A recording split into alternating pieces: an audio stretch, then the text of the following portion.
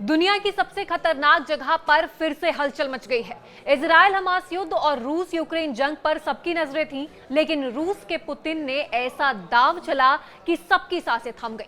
आखिर क्या हुआ, चलिए समझते हैं। सबसे पहले बात दुनिया की सबसे खतरनाक जगह की करें तो इसे कहते हैं पोलैंड की पूर्वी सीमा, जो यूक्रेन और बेलारूस से सटी है। अब ये खतरनाक क्यों है? क्योंकि ये नेटो और रूस के बीच की फ्रंट लाइन है। अगर यहाँ कुछ भी गलत हुआ तो नेटो और रूस का डायरेक्ट टकराव हो सकता है, जो तीसरे विश्व युद्ध की शुरुआत बन सकता है।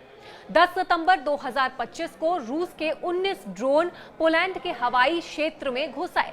ये ड्रोन बेलारूस से आए थे, जो रूस का करीबी दोस्त है। पोलैंड ने तुरंत अपने फाइटर जेट्स भेजे और इन ड्रोन्स को मार गिराया।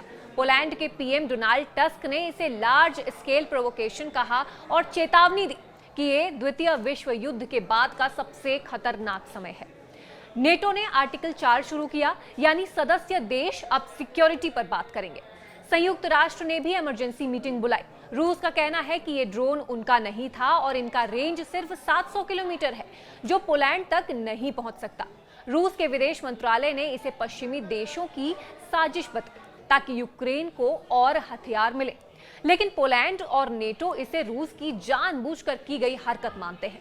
इस बीच डोनाल्ड ट्रंप ने कहा कि यह शायद एक मिस्टेक हो सकती है, लेकिन यूरोप के नेता इसे जानबूझकर की गई साजिश मान रहे हैं। ट्रंप की कोशिश थी कि रूस यूक्रेन युद्ध खत्म हो, लेकिन पुतिन ने पीस टॉक्स पर पॉज लगा दिया है। ट्रंप ने चेतावनी दी कि अगर रूस ने बात नहीं मानी तो सैंक्शंस और टैरिफ्स लगेंगे।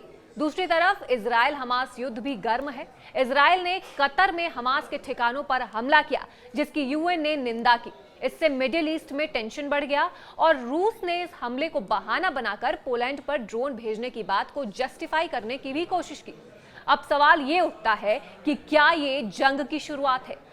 एक्सपर्ट्स का मानना है कि अभी ये एक कोल्ड वॉर जैसा है, लेकिन अगर कोई भी गलती हुई, जैसे ड्रोन हमला, तो नेटो और रूस में डायरेक्ट जंग छिड़ सकती है।